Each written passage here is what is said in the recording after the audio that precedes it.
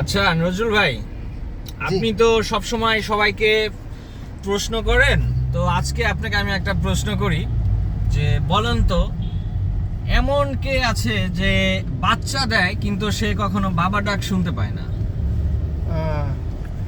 জি ভাই, আপনি তো আমাকে একটু সমস্যায় ফেলে দিলেন। আমাকে একটু ভাববার টাইম দেন।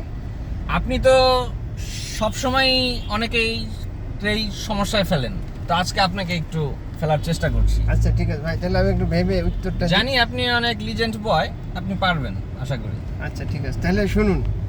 এটা হচ্ছে রাসেল ভাইপার। Wow! সবাই বলতেছে এ 70-80টা করে বাচ্চা দেয়। তাহলে বাচ্চাই যদি দেয় তাহলে নিশ্চয়ই মহিলা, আর এই মহিলা বাবা ডাক শুনতে আচ্ছা, পারবে আচ্ছা। না।